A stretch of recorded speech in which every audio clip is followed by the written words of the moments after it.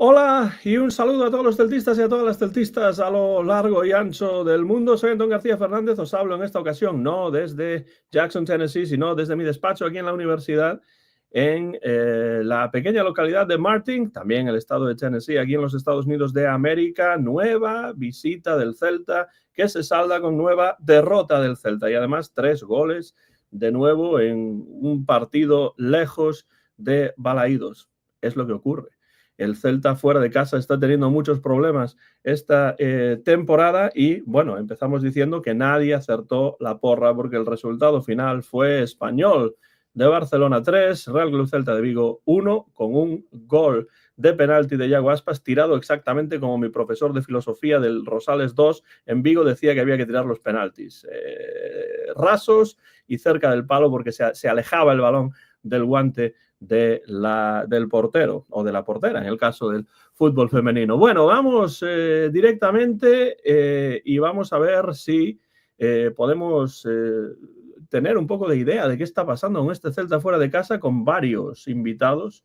Uno de ellos que está muy cerca del Estadio Municipal de Balaídos, mi buen amigo y cofundador del Bar Celeste, Fernando Rodríguez Estevez. Fernando, tú ibas a ir a Cornellá, pero mejor mejor no haber ido.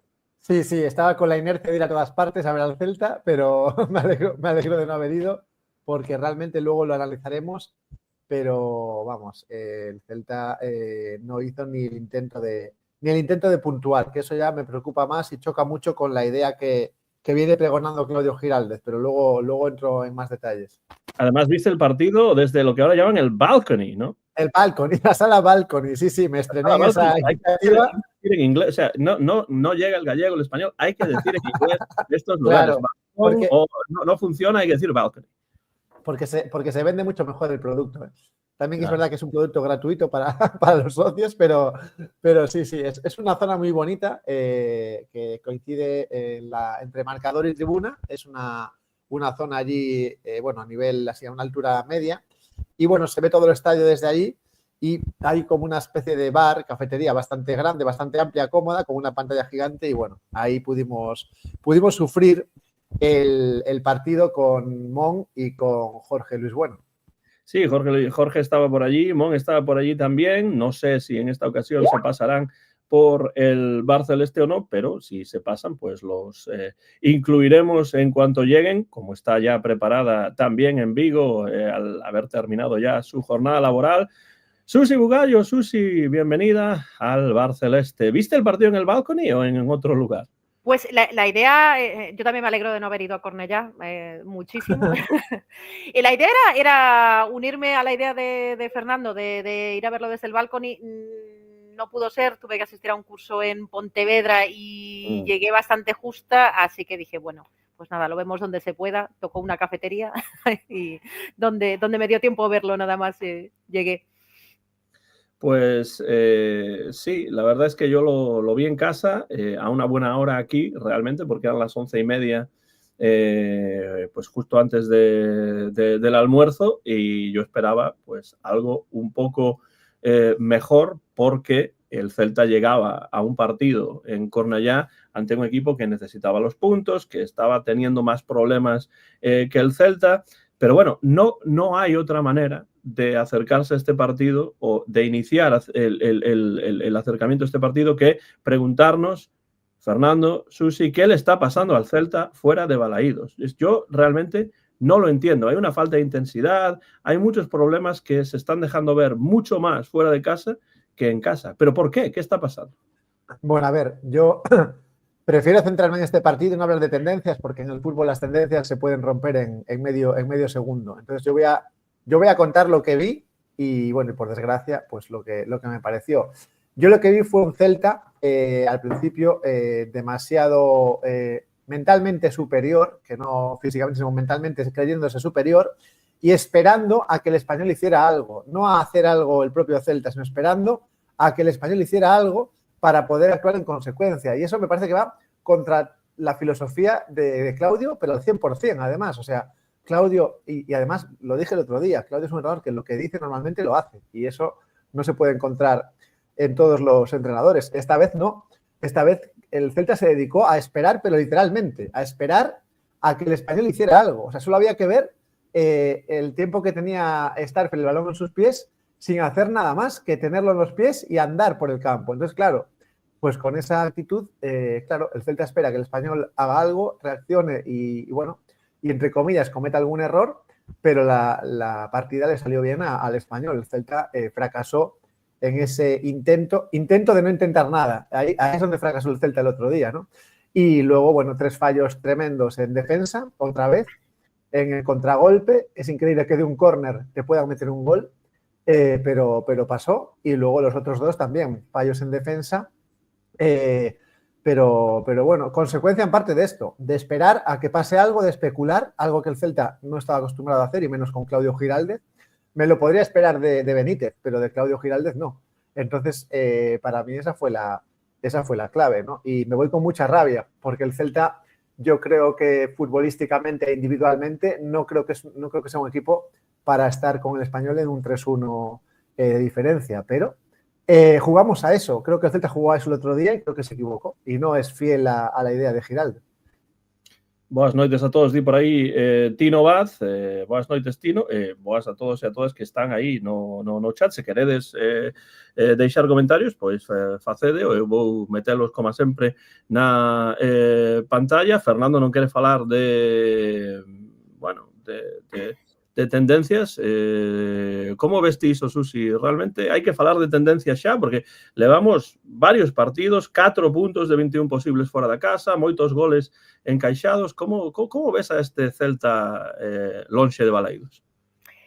É que eu ata aí ben pouco, eu coincidía con Fernando, eu non quería falar de tendencias porque nos partidos fora da casa os resultados non acompañaron moito, por non dicir case nada, pero sí que houbo multitude de partidos diferentes, non foi o mismo que pasou en Vilarreal, que o que pasou en Leganés, que o que pasou en contra o Athletic Club.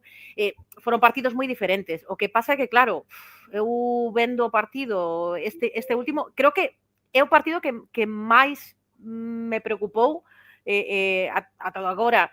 Estaba bastante tranquila coa actitude do equipo, incluso no partido contra o Leganés, que eu estive ali con Fernando en Butar, que non foi un partido bonito de ver, pero aínda así parte do encontro houbo control, non foron os 90 minutos os que se viu esa falta de intensidade. En cambio, en Cornellá é que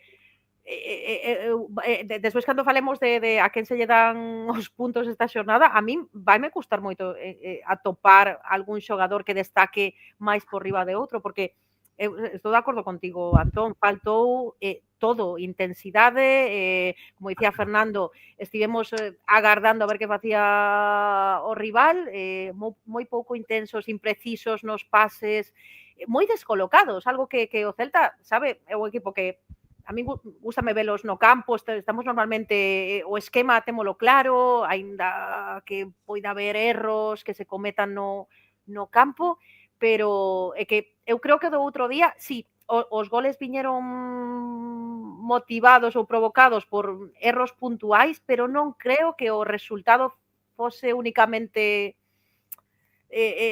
froito dos erros puntuais, porque creo que si na primeira parte quizáis o Español non planteou, salvo nos goles, non planteou gran cousa, pero na segunda parte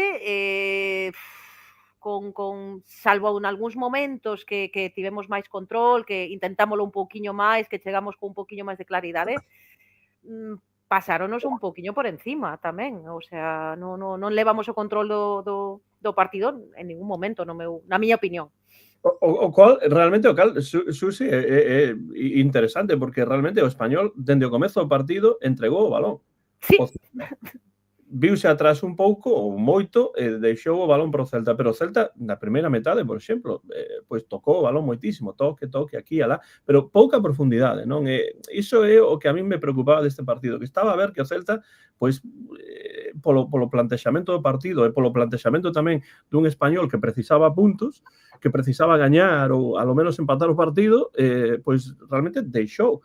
o balón en mans do Celta, nos pés do Celta, eu vin unha verdadeira e total inoperancia na primeira metade do Celta, que despois, no primeiro gol do Español, realmente hai un erro importante por un deses experimentos, ¿no? Experimentos con gaseosa que ás veces se fan e que non saíron ben, pero que non saiu ben nin a xogada do córner, nen despois do saque do Curruncho a pérdida do balón, pois a transición a reacción. defensiva, non houbo transición defensiva correcta, non houbo mesmo unha falta que Moriba tentou facer, pero que non foi quen, e a partir de aí o Celta pois xa se viu detrás no marcador. Penso que Fernando quere facer un comentario sobre iso ou sobre algo. Sí, claro, es que las jugadas de córner, aunque sea mandándola a la luna, hay que acabarlas. O sea, da igual como sean, pero hay que acabarlas.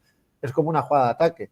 Si no la terminas, pues corres el riesgo del contragolpe. Y si encima no preparas la posible defensa a un contragolpe, pues todavía peor, ¿no? Entonces, bueno, pues esa fue la situación. Y luego, claro, hablabas creo que ahora no sé si de Moriba. Pues me sigue dejando estupefacto las alabanzas que llegan de algún medio de comunicación local a este jugador, que para mí todavía no me ha demostrado ni la mitad de lo que debería demostrar, y le siguen poniendo como el mejor, segunda semana consecutiva, mejor jugador para algún medio, increíble. Creo que falta mucho que trabajar después de este partido. Otra vez volvemos a tener una defensa realmente preocupante, cuando parecía que se estaba, bueno, pues encontrando la senda del buen hacer defensivo. Y bueno, esperemos que esto haya sido, digamos, un paréntesis, un accidente dentro de esta progresión que lleva el Celta. Pero bueno, hablaba ahí alguien en el chat de que, claro, si hacemos esto fuera de casa, en casa, si alguna vez perdemos por lo que sea contra algún rival directo, pues al final vamos a tener que pelear por una permanencia con algo menos de tranquilidad de lo que yo preveo. Entonces, bueno, vamos a ver cómo acabamos esta primera vuelta, pero es un buen aviso, el que nos da el Español, es un buen aviso de que en la zona de abajo... O Leganés anteriormente también. Sí, claro, que en la zona de abajo no va a haber los regalos que hubo el año pasado, que se fueron 3 a segunda prácticamente en la primera vuelta. Entonces, a ver si ponemos, pues eso, las orejas de punta y empezamos a jugar bastante mejor, porque parece que en casa, por inercia, el equipo va bien. Pero bueno, a ver ahora contra el Mallorca, luego lo comentaremos. Es un rival bastante duro y que le está yendo muy bien en esta primera vuelta. E que para min un dos problemas, Susi, é que o Celta xoga non só mellor na casa, pero xoga mellor contra certos equipos que pois non se pechan tanto, que non deixan que deixan máis espazos do que os outros equipos, e despois, cando xoga contra equipos pois da súa propia liga, ou mesmo equipos que están por debaixo, está a ter moitos problemas. Eu por exemplo, pois Fernando criticaba a Moriba. A min tamén Moriba pareceume un xogador que fixo un bo partido neste caso. Non sei se é o mellor ou non é o mellor, pero neste partido en particular pareceume que estivo entre os mellores ou os menos malos, por así dicilo, non? E despois, esa progresión fora da casa, eu realmente non a vexo, porque o que eu vexo do Celta fora da casa é que prácticamente xoga cunha certa desidia, como se non fose con eles o conto, e cando están por debaixo do marcador non hai verdadeira reacción, porque neste partido, por exemplo, o Celta comezou a propoñer algunha cousa, pouca, pero algunha cousa, despois de que o Español marcase xa 2 goles. E cando restaban, pois, non sei, 20, 25 minutos, entón, non é tempo suficiente, non é tempo dabondo para mellorar a situación. Ves ti, Susi, tes ti algunha indicación que podas ver neste partido en nos recentes fora da casa do Celta para pensar que as cousas van trocar ou como ves a situación do Celta fora da casa? Sí, por supuesto que teño a solución. Non, claro que non. A ver, por partes. No tema de Moriba, eu nunca foi un xogador que me gustase moito, non é das miñas primeiras apostas, eu sempre fora máis de Beltrán, de Damián, de Sotelo, Pero eu tamén estou de acordo que leva 2 partidos, este último, pois non é un partido para valorar o bo rendemento da maioría dos xogadores, pero sí que eu penso que dentro do mal partido que fixemos non foi dos peores, non creo que fixera un mal partido.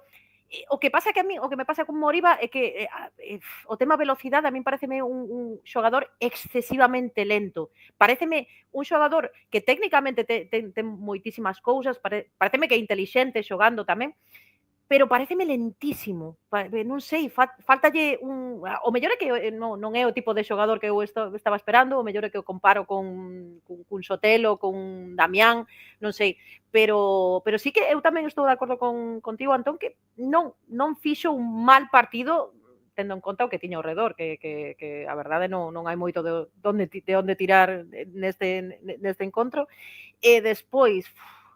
Eu non sei, os xogadores falan moito nas entrevistas de que, bueno, a afección cando xogan en Balaídos tira moitísimo do equipo. Eu non sei se realmente está a ter ese peso o moito que se está a volcar Balaídos co Celta. Non sei se iso influe de alguna maneira.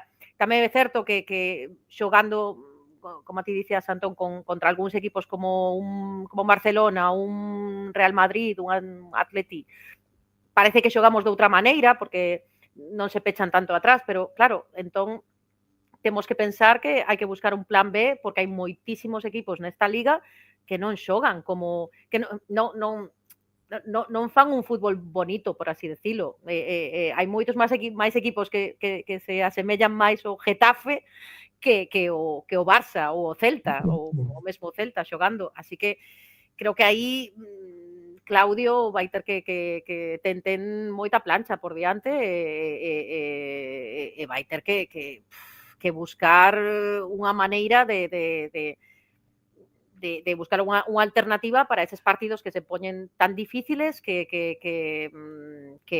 ao final é o Celta quen ten que marcar o ritmo de xogo e non deixarse arrastrar por un equipo que non queira ter o balón e sobre todo atopar máis verticalidade, atopar maneiras de chegar á portería sen ter que empuxar o balón na liña de meta. A liña de meta que ao final parece... Sei que non é solamente o Celta o que lle pasan ese tipo de cousas, todos estes equipos que xogan desta maneira, tocar moito o balón e a combinar moito e entrar dentro do área pequeno para rematar, pois pasanlles estas cousas, pero bueno. E que tocarse en profundidade, pois realmente sirve para ben pouco. Exacto. Eso é unha cousa prácticamente desesperante para min. No Celta, especialmente fora da casa, nestes partidos recentes especialmente.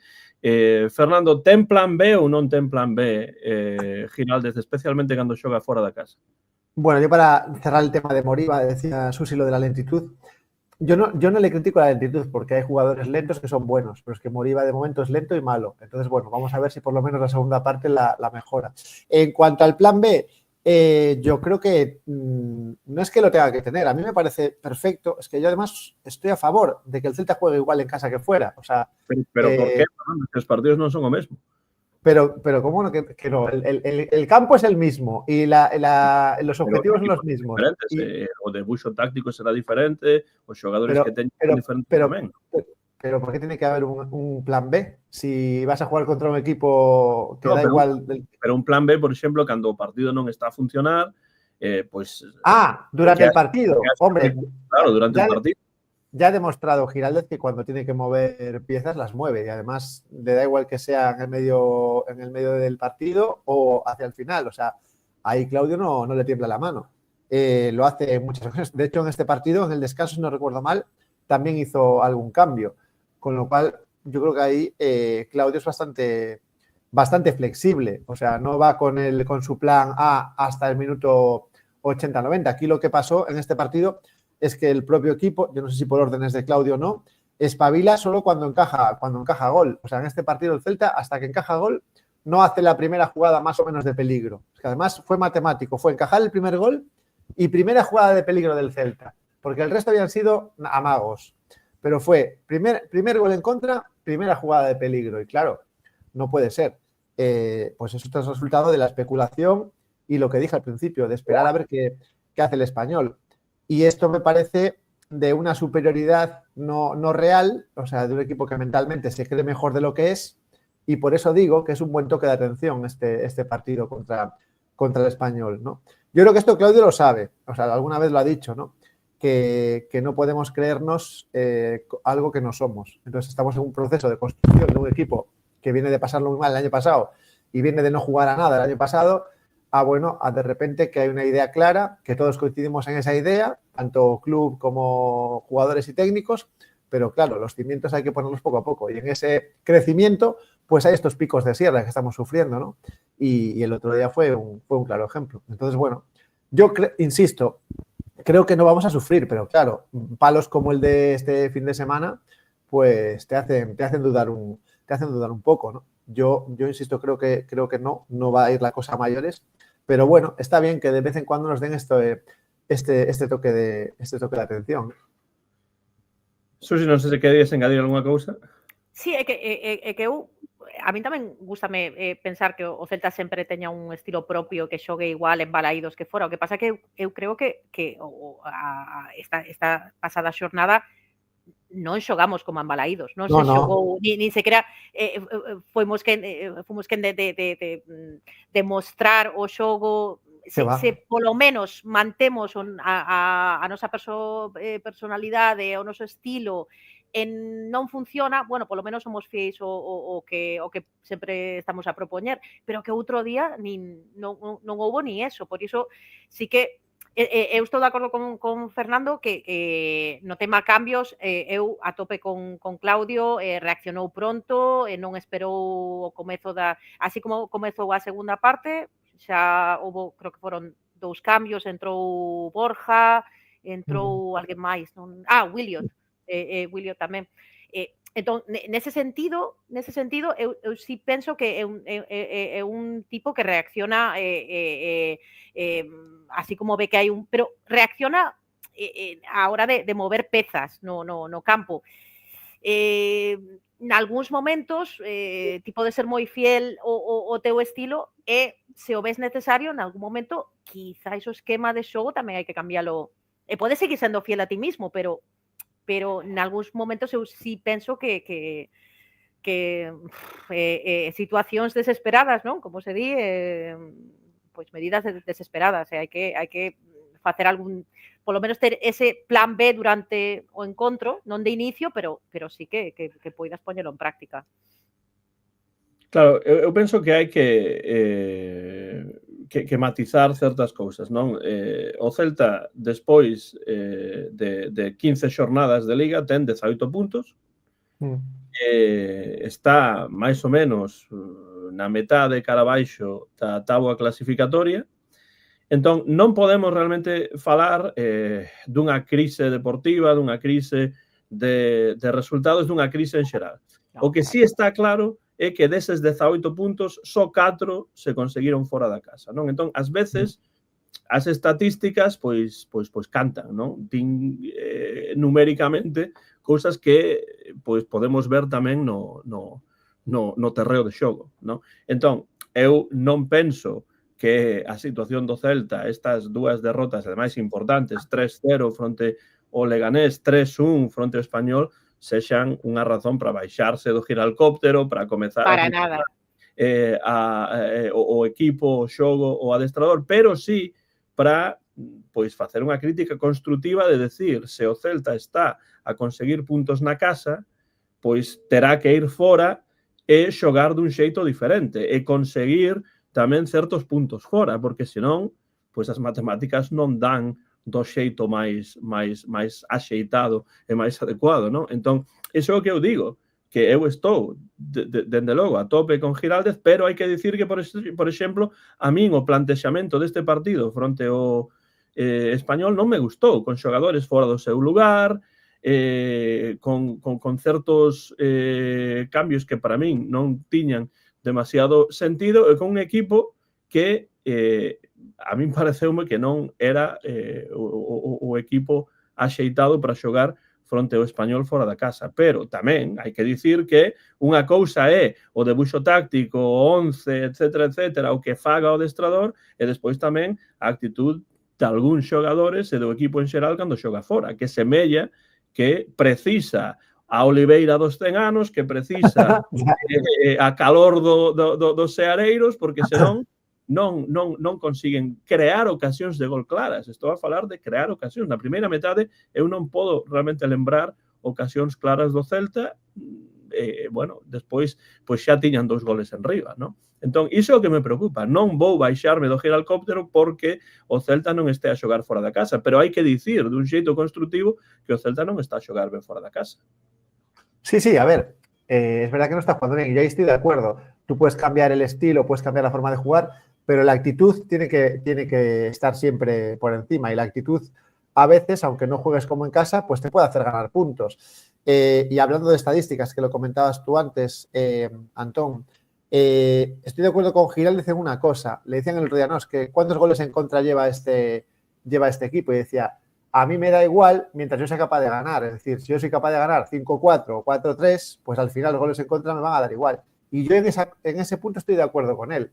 Es verdad que obviamente hay que reducir los goles en contra, ya sea en casa, ya sea fuera, ya sea donde sea, ¿vale? Porque eso es mala señal, pero no me obsesiona esa estadística. Hay gente obsesionadísima, bueno, hay gente que es amante, yo es que soy anti-estadísticas, pero bueno, hay gente que es, no sé, tiene una obsesión por las estadísticas hasta un punto extremista, ¿no?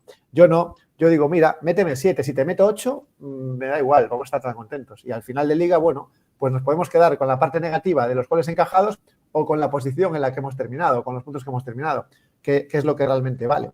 Entonces, en ese sentido, yo ahí apoyo a Claudio. Y lo de cambiar de estilo, insisto, me parece que la actitud de un jugador puede hacer buena cualquier planteamiento de un entrenador. Y el otro día, es que, vamos, o sea, andar en el campo en primera división, o sea, ponerte a andar en el campo con un balón en los pies en primera división, me parece un acto de soberbia y de superioridad irreal que no lo esperaba yo de este equipo. Y lo vi demasiados minutos vi yo esto en la primera parte. Y de esa manera, pues no se puede ir a por ningún partido. Lo máximo que puedes conseguir es un empate. Y con un equipo tan necesitado como el Español, pues al final, mira, tiene individualidades, como ya demostró, muy importantes, como los jugadores que marcaron los 3 goles. Y bueno, como decía uno allí en la sala balcony, los hicimos internacionales a muchos de ellos. Sí, o sea, realmente les hicimos jugar mejor de lo que solían jugar. Y conocimos jugadores que estaban tapadísimos, pues el Celta los puso ahí en primera fila, ¿no? Lo que decimos alguna vez, ¿no? Resucitando muertos desde 1923. Pues es lo que hicimos el otro día en Cornellá. Pois, se queredes, falamos un pouco de algúns xogadores, en particular, algúns nomes que rescatedes para ben ou para mal, porque eu penso que para mal é máis probable atopar certos xogadores. Hai 2 xogadores, evidentemente, neste partido que me veñen á memoria simplemente porque están a sair continuamente, pois non só no chat, agora mesmo, mentres estou a falar, senón nas redes sociais, durante, despois, mesmo antes do partido. Un deles é Bamba. Aquí non está Bambismo, non está aquí o amigo Joaquín, que non puido pasar hoxe por diferentes razóns, pero Bamba, dentro logo, xogador que non está, evidentemente, a entrar en forma dun xeito moi evidente. A min gustaríame que sí, non está a ocorrer, pero a min, vou dicir isto, penso que Bamba fixo un mal partido, pero semellame un pouco tamén injusto cargar sobre Bamba o que foi un desastre coral do Real Club Celta de Vigo en Cornellá. Que xogadores pensades que non están a dar, a lo menos neste partido, pero en xeral, o do de peito, por así dicirlo? O que dixeches de Bamba, estou absolutamente de acordo. Eu creo que tivo un par de partidos que foi en traxectoria ascendente, que bueno, que ata foi algún dos aquí neste no Bar Celeste houbo varios compañeiros que lle deron puntos na hora de puntuar no final do programa os xogadores, pero sí que é certo, non foi un bo partido de Bamba, non foi un bo partido de Bamba. Foi un bo partido da maioría dos que pasaron por non o foi. Entón, absolutamente de acordo. Cargar a Bamba coa responsabilidade do resultado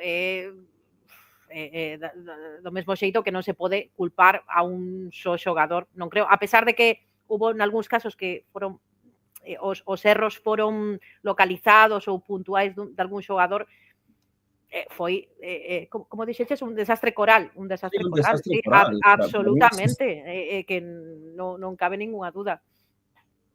o que pasa, Susi, Fernando, é que hai esta idea con Bamba, hai este argumento con Bamba que é que como cobra tantos cartos, pois hai que agardar máis del. Pero o que lle pagan a Bamba non é realmente culpa de Bamba, senón de quen negociou o contrato de Bamba. Entón, a mí non me vale esta idea de que como gaña máis diñeiro ten que xogar mellor. Non, ten que xogar mellor porque é un xogador que debería dar para xogar mellor, pero non está a ocorrer no Celta. No, y A mí además, é a miña situación de Bamba. ahora que estamos hablando muchos días de los ajustes económicos que tiene que hacer el Celta, celebraba el otro día la asamblea de accionistas aquí en Vigo y se hablaba de un ajuste importante para cuadrar las cuentas. Bueno, pues parte de ese desajuste ahí lo tenemos, ¿no? En esa banda de Bamba. O sea, es un agujero económico terrible, como nos ha pasado con otros jugadores en el pasado, ¿no? En Remor, en fin, hay una pequeña lista ahí que está haciendo que el Celta, bueno, pues tenga situación económica que, por cierto, bueno, evidentemente ya estuvo muchísimo peor, pero se podría mejorar un poco. Y bueno, pues qué decir de Bamba, que otra vez lo mismo, o sea, mal partido, esto da igual cuando se oiga, porque da igual que sea este partido como que sea otro. Y al final, pues algo le está viendo Claudio, porque yo Claudio sí confío, en Bamba no, pero en Claudio confío. Entonces, claro, me choca mucho ver que Claudio está ciegamente apostando por Bamba y realmente no le veo ahí, digamos, el fruto, ¿no? No le veo el fruto, ni creo que se lo vaya a ver, pero... Para mí, Fernández sí con misterios en resolver, porque mira que non ten xogado minutos e minutos e minutos Bamba. Bueno, Claudio debe de ver algo, non sei se con esas gafas que hai agora de meta que tes no multiverso, pero algo ve él porque Bamba está a xogar máis minutos prácticamente que calquera xogador do Celta. Hai que preguntarlle a Joaquín, que igual teñen as mesmas gafas os dous, Claudio e máis él. Perdona que te interrumpese, Fernando.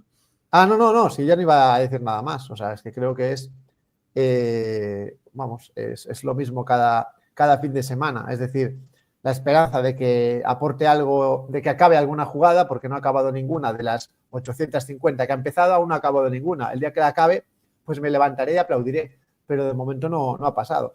Entonces, bueno, pues nada, esperemos que o bien que mejore o bien que Claudia apueste ya por otro tipo de jugador, que los tenemos además, o sea, en las bandas los tenemos ahora.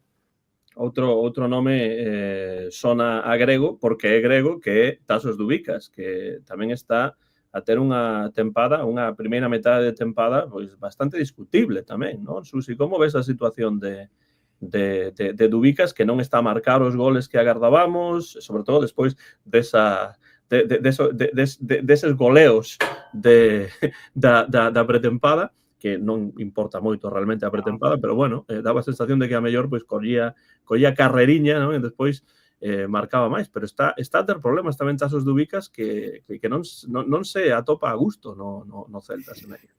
Non sei, que eu teño un pouco sentimentos encontrados con Dubicas, porque é un xogador que sí me gusta, pero é moi irregular. Alguén comentaba polo chat que bueno, que a Dubicas non lle daban o balón no pé, que non creaba ocasións, que non... Claro, supoño que non é un tipo como un xogador do estilo de Borja, que o mellor, inda que non marque, intervén de algunha outra maneira para crear ocasións, abrir espazos. No caso de Dubicas, sí, quizás ese tipo de dianteiro que necesita recibir un balón directamente en posición adecuada para finalizar, o mellor non é a mellor opción para cando o que precisase abrir espazos e crear posibilidade ou profundidade. Quizás ese caso non é o tipo de dianteiro que eu, polo que eu optaría no partido contra o Español. Pero bueno, o lado positivo de todo isto é que temos bastantes alternativas a Dubicas. Temos moitos tipos diferentes de xogador para esas posicións máis adiantadas. E creo que nese sentido Claudio ten un abanico moi grande, moi amplio para facer movementos segundo o precise o partido. Entón, nese sentido, non me preocupa en exceso. Quero dicirlle a Paco P.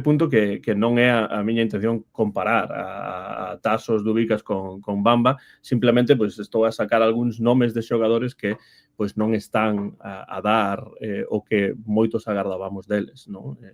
Simplemente por iso, non quero dicir que Dubicas sexa peor, mellor, igual, etcétera, que Bamba, simplemente son nomes de xogadores que veñen a testa despois de ver estes últimos partidos, sobre todo na casa, Fernando. Dubicas.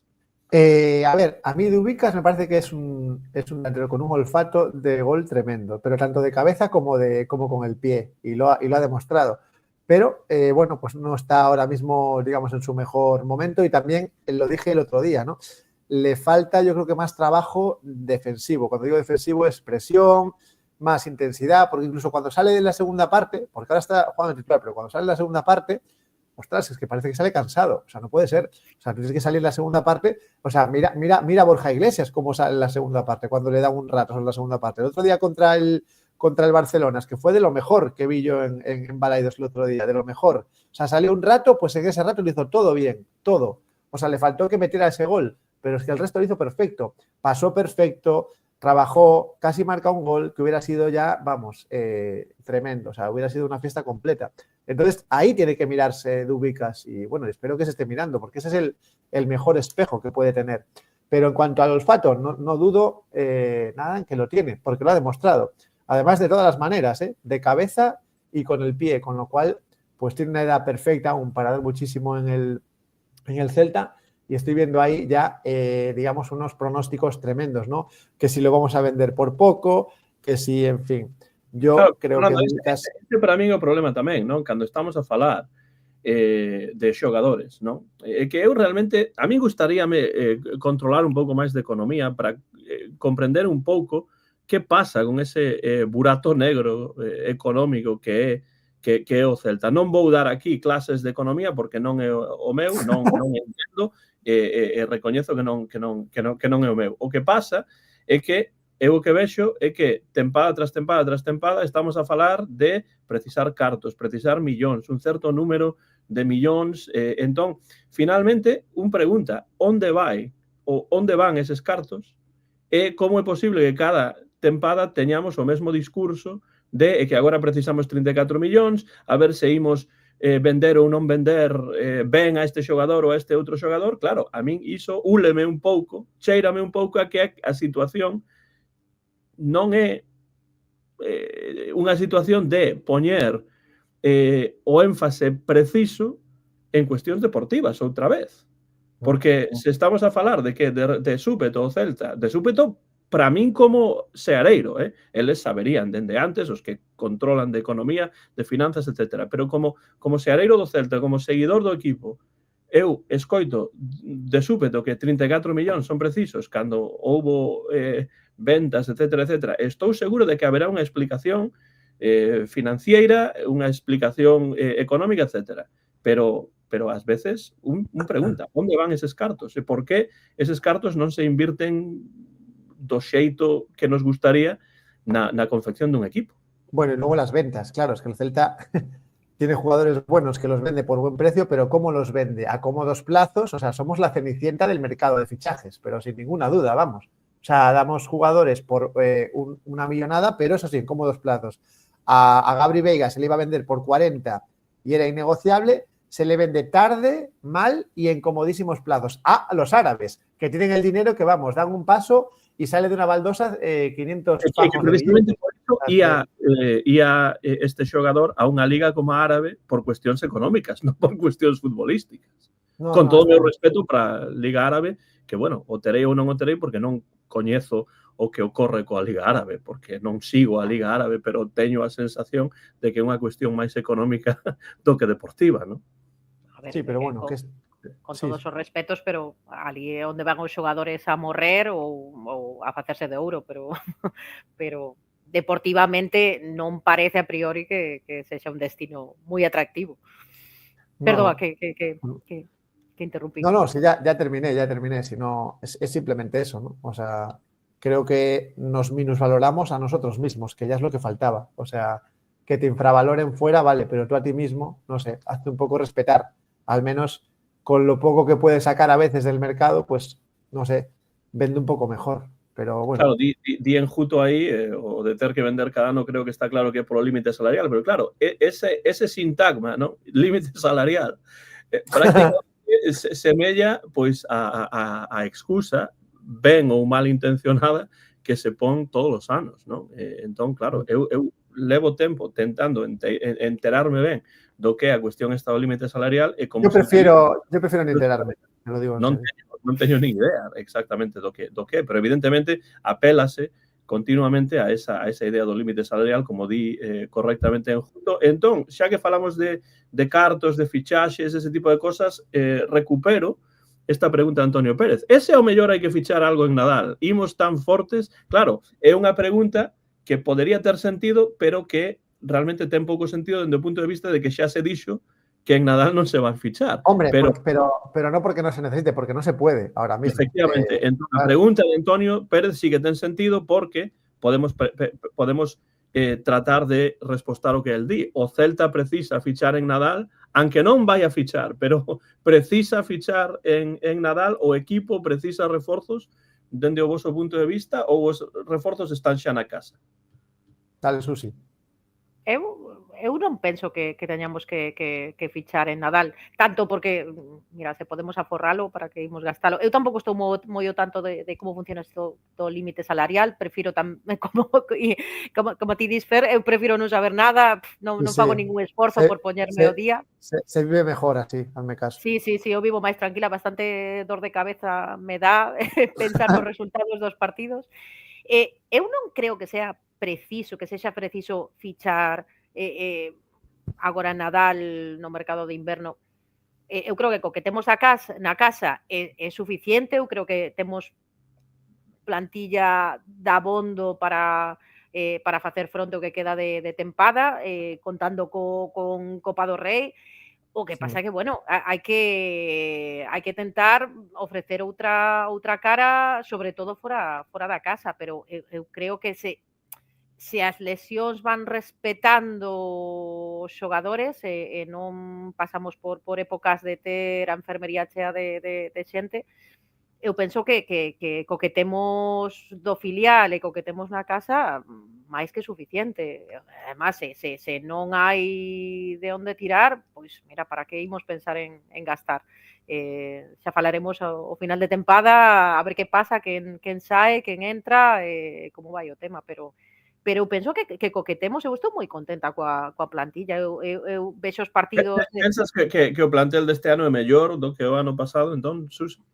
Eu creo que sí. Eu estou moi contenta coa labor dos canteiráns,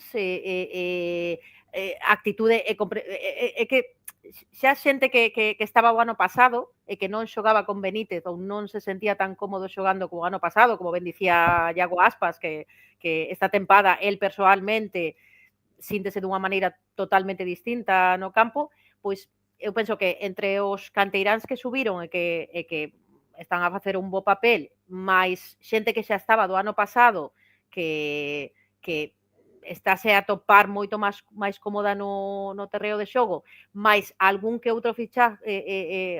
outra fichaxe que chegou, estilo Marcos Alonso, que foi fundamental, estilo Moriba, estilo Borja Iglesias. Eu penso que foron bons reforzos, eu penso que debe ser suficiente para chegar a final de tempada. Fernando. Yo estoy de acuerdo en que para el objetivo que hay, que es la salvación, vamos con una plantilla más que de sobra. O sea, y además con un entrenador que le saca más partido del que le estaba sacando el amigo Benítez a esta misma plantilla. Sobre todo sacando jugo de una cantera que Claudio conoce perfectamente y a la que, insisto, creo que no está regalando nada. Creo que la está poniendo a los que está poniendo porque realmente lo merecen. Y además lo demuestran. Yo siempre digo, la madurez que están demostrando estos estos chavales en primera división, a mí me deja pasmado domingo tras domingo. O sea, yo de verdad lo digo, con la presión con la que se juega y los momentos clave que se producen en los partidos y lo que hacen en esas situaciones de presión, vamos, me saco el sombrero. Y me remonto a lo más reciente, el gol que mete Hugo Álvarez al Barcelona, o sea, es un gol, insisto, que si lo mete un jugador de Madrid, de Barça, que sea, yo qué sé, que se llame, no sé, Pabliño o Ronaldinho, vamos, está dando 4.000 vueltas al mundo. Y lo mete un chaval que lleva poquísimo en primera división en un momento clave del partido, que se nos está yendo el partido, que lo vamos a perder. Y lo que hace en el área pequeña Hugo Álvarez, ese recorte que hace y cómo mete el balón, vamos. O sea, por eso digo que Claudio no está regalando nada, no está regalando titularidades a nadie, ni a los canteranos, ni a los que han venido de fuera. Así que, volviendo al tema de antes, yo creo que la plantilla se basta para permanencia. Ya si quisiéramos pensar en cotas más altas, pues a lo mejor tienes que echar mano de volver al deseadísimo pues media punta, que haga un poco, que cree un poco y que descargue de balones Anjo Aguaspas, que sigue pareciendo imprescindible en este equipo. Y luego lo volveré a decir cuando puntuemos a los jugadores.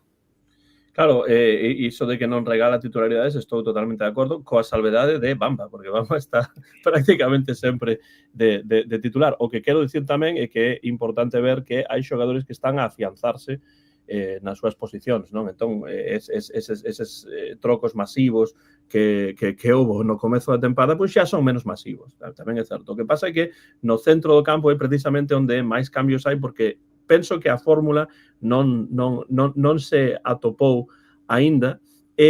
Penso tamén que nesta tempada, con ese medio centro ofensivo que nunca se fichou, pois é lóxico que o centro do campo sexa o que máis estea afectado, non? Pero tamén di Antonio Pérez, discrepando as maiorías que culpan a defensa, eu penso que a dianteira mete menos do que Loce.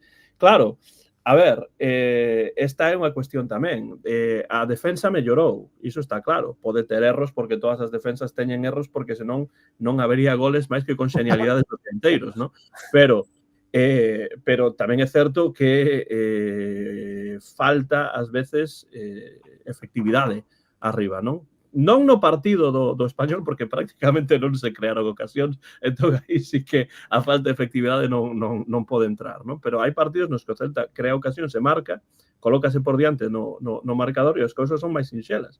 Pero cando está por detrás e ás veces pois crea ocasións que erra, os partidos complícanse, non? Entón aí é onde ás veces se pregunta se ese plan B existe ou non existe, e algo relacionado con isto ten que ver co feito de que a min estou contento co plantel e tamén me gusta a idea de que haxa xogadores da canteira, porque iso ten que ver tamén co sentimento celeste, coa identificación dos seareiros co equipo, pero o que sí penso é que no verán fixéronse algunhas transaccións importantes, a chegada de Marcos Alonso que mencionaba, penso que Susi anteriormente, pero penso que no centro do campo, por exemplo, o reforzo non está tan claro. É por iso, dende o meu punto de vista, que o adestrador ten que facer pois experimentos, cambios, e non está claro quen vai xogar no medio campo. Claro, pero creo que sí que é máis evidente. Pero porque en verano el Celta se centró sobre todo en dar salida y era normal. Era una plantilla de más de 30 jugadores y el desgaste vino ahí, en el hecho de dar salida. Y costó tanto que aún no se pudo dar salida a todo el que había que darle salida. Entonces, claro, al final, pues el que mucho abarca poco aprieta. Se centraron los esfuerzos más en que salieran que en entrar. Y me parece bien, me parece normal. O sea, había que hacer eso. Pero eso yo creo que no fue una de las causas de a lo mejor fichar no mejor, porque creo que en realidad los 3 fichajes hay uno que aún me falta por demostrar, que ya lo dije, que es Moriba, el resto más que de sobra cumplen con lo que se preveía, pero creo que eso, al centrarse más en dar salida que en fichar, pues al final pues tienes merma. Y yo creo que el verano que viene va a ser diferente, pero bueno, no vamos a adelantar tanto el tiempo, vamos a esperar. Y vamos a esperar también a que este invierno sea también puerta de salida para algunos jugadores. Pedro Raposo, Fernando, levamos moitas tempadas de esta idea. No, pero creo que este invierno se va a acabar de culminar la operación salida, creo. Confío en que en este enero se acabe de dar salida a los que faltan, hacer una temporada normalita, tranquila, y luego, bueno, pues pensar en un verano más tranquilo. Pero creo que fue eso. O sea, se fichó lo que se pudo y de esa manera porque había que evacuar. Sí, iso está claro. E, ademais, eu sigo a pensar que tendo en conta que o Celta é un equipo cunha canteira de moi boa calidade, isto é claro, especialmente nos últimos anos estamos a ver isto, pois fichar, haberá que fichar a xogadores que melloren o que xa hai na casa, non? O que pasa é que, claro, subir a xogadores da canteira é importante, por un lado, xa o expliquei, pero, por outra banda, tamén estás a poñer unha responsabilidade importante en xogadores que teñen que ir aclimatándose, collendo experiencia, etc. Atacando, podemos dicir que un xogador pois ten que continuar collendo experiencia, evidentemente, ao longo de toda a súa carreira, pero cando un xogador é xove e ten que estar nunha posición na que non hai outro, pois, evidentemente, sí que é unha situación pois un pouco máis conflictiva nese sentido, non? Bueno, dicíanme por aquí que xa saíra, di Rubén Loma que xa saiu o 11 inicial para o partido fronte ao Salamanca. Hace unha hora. Sí, dicía, xa hai tempo que o dixo, entón Rubén aquí dou o 11.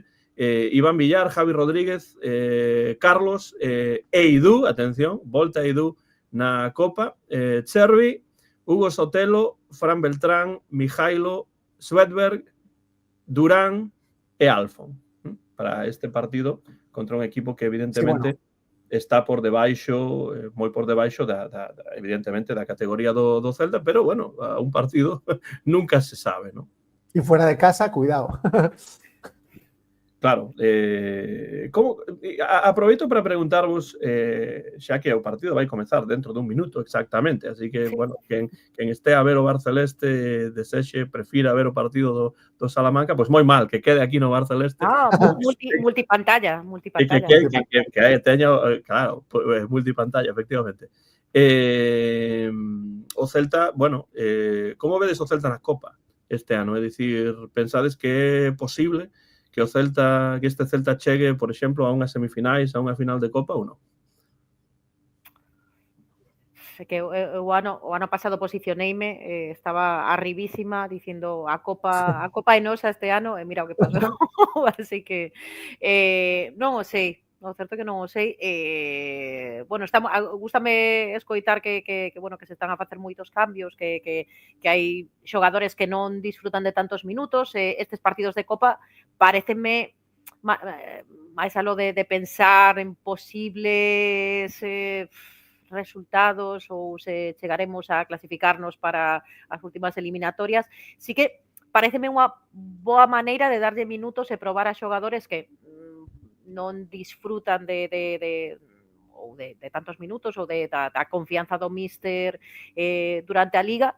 Entón, pois, no caso de Ristic, que sí que tivo minutos por exemplo, coa lesión de Mingueza, pero outros estilo, por exemplo, Cervi normalmente non é unha peza, non vou dicir fundamental, é unha peza coa que Claudio non conta habitualmente, no caso dos canteiráns, estilo Alfon, en caso Pablo Durán, sí que contan cos seus minutos nos intres finais de algúns partidos de Liga, pero é unha maneira de metelos no 11 inicial, xa de inicio nun partido, darlles un poquinho máis de responsabilidade e ver como se van rodando tamén. Así que eu é a parte máis positiva que vexo, máis algo de pensar en se chegaremos a unha posible semifinal ou final. Fernando. Bueno, yo lo que quiero decir es que esta campaña que está haciendo el Celta y algunos otros de a débeda de que, o sea, a débeda de nada. O sea, el Celta perdió las finales porque las perdió, pues porque... Bueno, pues pero esa idea. esa idea case mística, sobrenatural da débeda histórica, non? Do Celta cunha competición pois na que sí que chegou máis lonxe do que noutra. Llegó longe, pero no la ganó, y no la ganó por ninguna mano negra. No la ganó porque no la ganó por su culpa. O sea, entonces, dejémonos de deudas. Una metáfora. Sí, bueno, yo soy el primero que quiere ganar la Copa del Rey, pero tampoco estoy ciego, quiero decir. Claro, o sea, a ver, no se ganó, pues porque no se ganó y porque todos lo vimos en primera fila. Lo que pasó, bueno, pues ya está. Falló el penalti quien lo falló, no voy a hacer más herida ahí. Y en la segunda opción, bueno, pues perdimos más claramente, aunque nos adelantamos. Entonces, bueno, lo que sí digo es que creo que en la Copa creo que el papel va a ser más serio que el año pasado. El año pasado, cuando realmente tuvimos una opción contra la Real Sociedad, pues realmente ahí no se apostó por la Copa. A lo mejor fue porque Rafa Benítez vio que aquello no daba y prefirió guardarse para la Liga, en la que volvió a perder. Fue el final de Rafa Benítez también, Fernando. Sí, pero quiero decir que al final hizo una gestión de la plantilla que no le valió ni para ganar en Copa ni para ganar algo más en Liga, con lo cual le salió fatal, multiplicado por 2. Entonces, en este caso, yo sí tengo esperanzas en la Copa. Vamos a ver qué pasa ahora en este partido que se está jugando. Sí tengo esperanzas y, hombre, sí que me parece que yo creo que a poco que hagamos, a lo mejor tenemos la suerte de vivir otro partido en Balaidos en la Copa, porque hacía tiempo ya que en Balaidos no se jugaba Copa. Y el año pasado, bueno, fue un espejismo. Realmente no hubo realmente opciones reales nunca de ganar a la Real. Yo tengo cierta esperanza en la Copa de llegar lejos, pero bueno, no me obsesiono ni mucho menos con llegar a la final. Me parece que eso está muy lejos de este Celta, que tiene que ponerse, digamos, las pilas en la Liga y ser fuerte en la Liga. Y a partir de ahí, pues ya si viene alguna alegría a mayores en la Copa, pues que venga. Pero bueno, insisto, estamos poniendo unos cimientos a un proyecto nuevo en el que si queremos acelerar demasiado, igual nos pasa lo que nos pasó el otro día en Barcelona, ¿no? O sea que yo creo que se está haciendo todo. Por cierto, que Tino Vázquez Coudet está no Alavés, efectivamente, volta Coudet sí. a la primera división en España. Pero sí, por cierto, hablando de ese tema, hago un pequeño paréntesis. Para mí, un error lo que ha hecho el Alavés, pero bueno, vamos a seguir tiempo al tiempo, ¿eh? Bueno, iso o tempo dirá, efectivamente, sí. Pero eu estou de acordo con Fernando. Penso que levamos dicindo moito tempo que este ano é un dos moitos anos de transición importante neste caso para que o Celta pois quede máis ou menos pola metade da táboa na primeira división. Penso que hai que continuar pensando que ese é realmente o obxectivo, pero iso non quere dicir que un non desexe que o equipo xogue mellor, que mellore e exixirlle máis, especialmente fora da casa. E na Copa a mesma situación. A relación do Celta coa Copa nas últimas tempadas pois ten sido desastrosa, ás veces mesmo de pesadelo, non? Pero claro, nesta tempada na que pois o Celta ten que ir poñendo eses alicerces, como di Fernando, pois a Copa é outra oportunidade para iso, non? E que o Celta ten plantel para gañar a Copa? Non sei, realmente. O Celta ten plantel para facer unha boa participación na Copa. Que significa unha boa participación? Pois dependerá do que din, do que cada un pense, non? Para min unha boa participación, tendo en conta o que ten ocorrido recentemente, pois é uns cuartos de final, por exemplo, non digamos unha semifinal, non? Non hai que gañar a Copa. Iso non se lle exixe a Giraldez, pero bueno, evidentemente a ilusión, mentre o Celta estea vivo na Copa, pois está aí, non? Puntuacións, porque temos que ir pechando para poder ir ver o partido do Celta. Eu non vou poder velo porque teño unha xuntanza aquí na universidade, pero animo, por suposto, a todos os que podan ver o partido que o vexan. Ese partido solucionase moi pronto, non está está un pouco aburrido. Están xogando tamén a selección española feminina contra Francia, un amistoso. Dependendo de como vai o partido de Copa, igual pode ser máis interesante, dependendo de cal sexa o resultado. Por se alguén está interesado en velo ou en utilizar a multipantalla, porque son en canles diferentes, así que, bueno, se alguén se anima, aí o deixo.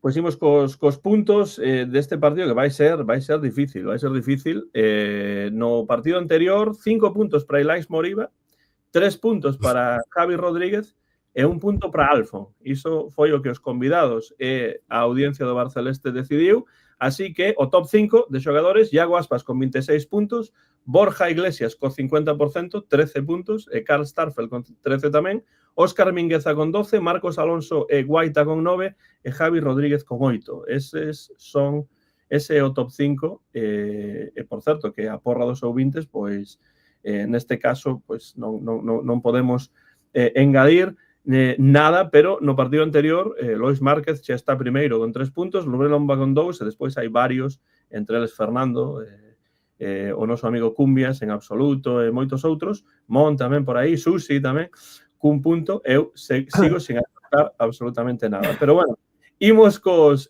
puntos, quen se anima, porque eu teño claro que vou dicir. Antes de nada, comentaros que 0-1, gol de Suéter en el minuto 4. Bueno, pois xa vai ben o partido. E por certo, que non hai por que dar 5, 3 e 1. Se pensades que só un punto é suficiente para un xogador, ou 3, ou 5, iso decidides vos. Eu, de feito, non vou dar os 5 puntos nesta ocasión. Deixade, todos os que esteades no bar, no chat do bar, ou vendo o programa en diferido, pois na parte de embaixo dos comentarios. Non no chat, pero sí nos comentarios. Quen se anima? Fernando, Susi... Susi, lo tienes claro? Eu teño claro, dubidaba se dar eses 5 puntos, pero como quería destacar a 3 xogadores, pois sí que vou dar os 5, os 3 e 1 punto. Vou empezar de como facedes vos, de 1, 3 e 5. Bueno, como fai Fernando, eu copiaino despois. Bueno, Fernando foi o fundador sí, como de tantas cosas. Do sistema, aí estamos.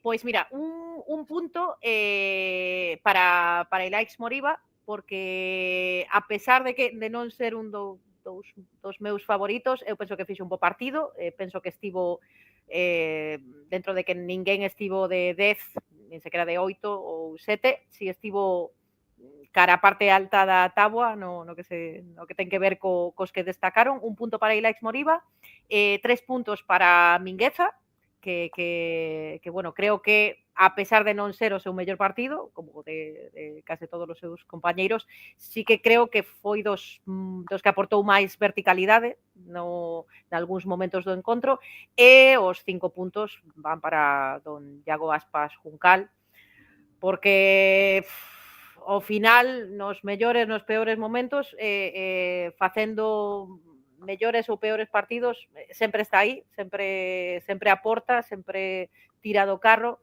Bueno, neste caso, marcou o penalti que nos fixo pensar que se podía remontar, non puido ser, non o merecemos tampouco, pero bueno, eses serían os meus puntos. Pois, bueno, coido que Fernando non está de acordo con Ilaix, pero que pensa hacer? Obvio. Yo le voy a dar un punto a Guaita. Creo que a pesar de habernos metido 3, si no es por Guaita nos meten más. 3 puntos a Aspas. Me parece, como dije antes, que sigue estando ahí en los peores momentos y a pesar de que los años vayan pasando, sigue siendo el pilar de este equipo, lo cual en parte me alegra y en parte me preocupa, así 50-50. Y 5 puntos para Alfon. Me parece que lo que hizo Alfon es lo que había que haber hecho hace mucho tiempo. O sea, Alfon le dio un aire al ataque que fue una pena que lo sacara tan al final. O sea, me parece que justamente lo que hizo Alfon es lo que necesitábamos, pero desde hacía muchísimos minutos. No dio tiempo a más porque salió cuando salió, pero el aire que le dio al ataque, vamos, o sea, eso es lo que había que hacer. Y obviamente se pagó la especulación del inicio de partido.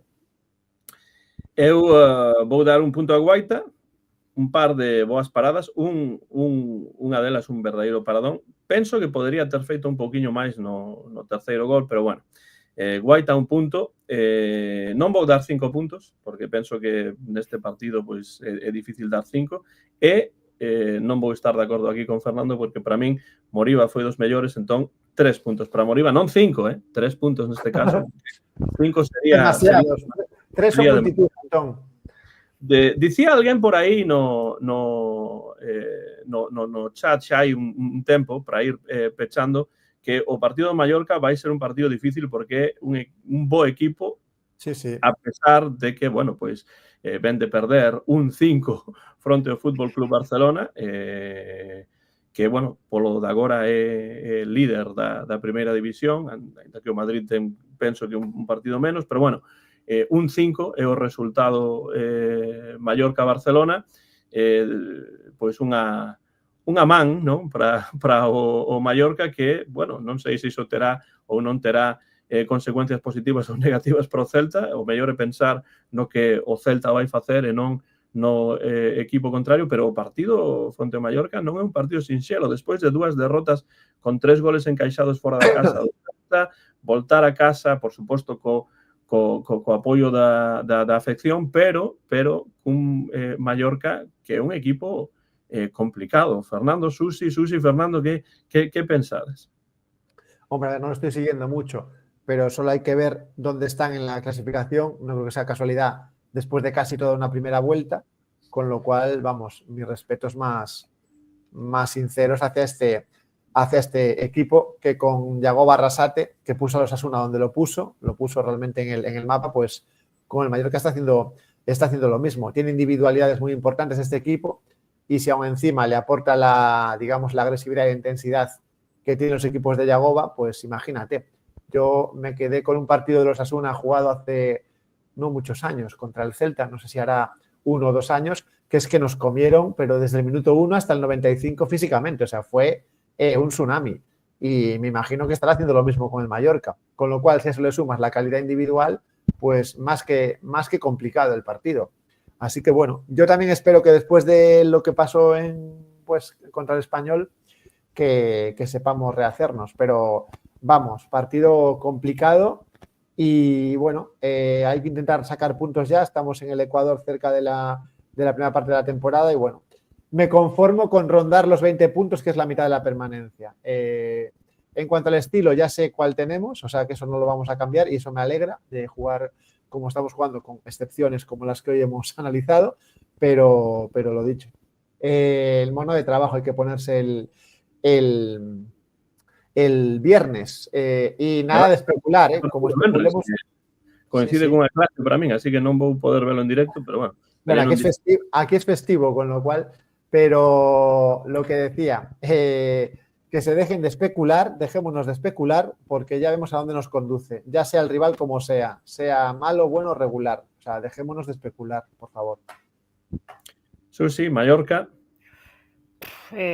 Totalmente de acordo con Fer, vai ser un partido difícil. Este non é o Mallorca da tempada pasada, a pesar de que foi un Mallorca que chegou á final da Copa, pero un Mallorca que a tempada pasada en Liga pasou moitísimos apuros, con razón, porque non ofrecía o que está a ofrecer este ano nesta tempada. Así que vai ser un partido moi difícil, vai haber que traballalo moito. Eu estou un pouco máis tranquila por xogalo na casa, porque xa se sabe que xogar en Balaídos ao final sempre axuda, sempre trae tranquilidade aos xogadores e a min, porque bueno, sair do estadio sempre con puntiños no bolsillo sempre alegra.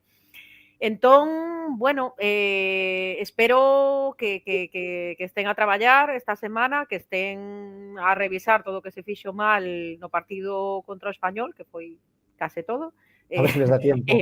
Eu espero que sí, non hai horas no día para repasar todos os erros. Vai faltar tempo para iso, sí. Sí, pero espero que a atitude, sobre todo espero que a atitude sexa outra, porque o partido contra o Español foron 3 puntos que perdemos nós, porque era un partido que inda xogando fora da casa, tendo a afección na contra, estando noutro estadio, eses 3 puntos, vendo onde está o Español na táboa, que non sempre é representativo, non te podes fiar, podese perder ou gañar calquera partido, pero vendo o que plantexou no terreo de xogo dende o principio, eses puntos, eses 3 puntos, creo que son 3 puntos, non creo que pasemos apuros, eu quero ser optimista, pero se en algún momento empezamos a estar apurados, eu creo que imos lembrar eses 3 puntos moito tempo, porque este partido contra o Mallorca é outro partido completamente diferente, non son 3 puntos que a priori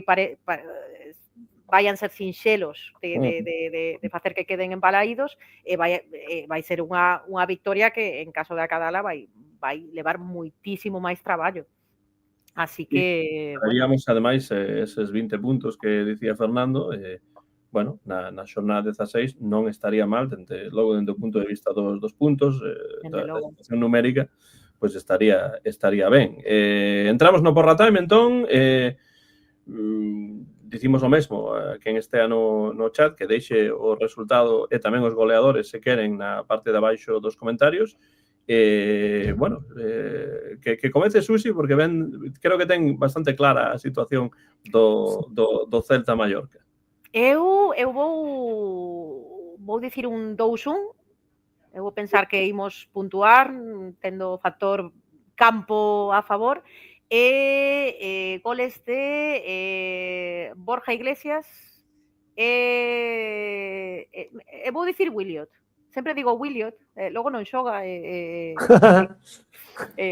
quedo cun palmo de narices, pero mira, marcou hoxe, así que imos confiar en que sigan esta liña ascendente e que xogue, sexa de inicio, non sexa de inicio, pero marque o venres. 0-1 Salamanca-Celta e o gol de Swedberg e o Valladolid, que ven de perder 0-5 na casa fronte ao Atlético de Madrid, a comezar a segunda parte da prolongación fronte ao Real Ávila. Real Ávila 2, Valladolid 2 nestes intres. Fernando. Sí, hablaba antes Susi de Swedberg. Me parece un jugador que para lo joven que es muy completo. Contra el Betis se sacó de la manga una jugada buenísima para meter el segundo, para que metiera el segundo, no sé si fue Dubicas, me parece que era Dubicas, y está demostrando que tiene gol y además tiene desborde, todo lo que no hace Bamba lo hace Williot. Entonces, bueno, a los hechos me remito. Y bueno, voy a decir un resultado en este caso. Bueno, siendo fiel a lo que dije antes, nos va a costar, vamos a empatar. Te voy a robar el 1-1, Antón. Pues Fernando, un 1. Marca Swedberg, venga. Swedberg. Muy bien, pues ya está eso anotado. E eu voy a dicir un 1 tamén, realmente, Fernando. Vaya. Mira, xa que mo roubaches, pois mira, o que vou facer é cambiar, dicir non 2-1, senón 1-0 pro Celta. 1-0, neste caso, pois vou dicir que o gol é de Aspas. Outro gol de Aspas sería, bueno, segundo partido consecutivo a marcar, non? E, bueno, importantísimo sería pro Celta gañar eses 3 puntos, sobre todo porque, evidentemente, pola actuación do equipo fora da casa, pois as críticas comezan a escoitarse en algúns lugares. E tamén, xa que está aquí Susi, hai que dicir que as Celtas gañaron o terceiro partido consecutivo. Sí. Despois dese 0-7 fronte ao Sporting de Gijón B, pois 3-0 o pasado sábado, día 30, fronte ao Romanón. Neste caso, un partido na casa. Non sei se tes algún comentario sobre o partido, se liches ou biches algunha cousa, pero as Celtas están, bueno, na quinta posición, penso. Sí. Unha primeira tempada, non? Mirando, con 29 puntos, estamos na quinta posición, a un puntiño do seguinte, que o Real Valladolid. E bueno, cada vez achegándonos un pouquiño máis aos postos máis altos. Parece que dende que estivemos na Madroa Fernando Maiseu, trouxemos boa sorte por resultados. Sí. Haberá que voltar, Fer. Yo encantado, además, yo lo dije el otro día en el bar. O sea, este equipo ha evolucionado en tan poco tiempo de una manera bestial. O sea, de verlas jugando súper despacio, o sea, realmente sin fuerza, de repente el otro día, o sea, vi otra imagen totalmente distinta. O sea que... Se eu vivise en Vigo, Fernando, sen dúbida que iría a ver os partidos.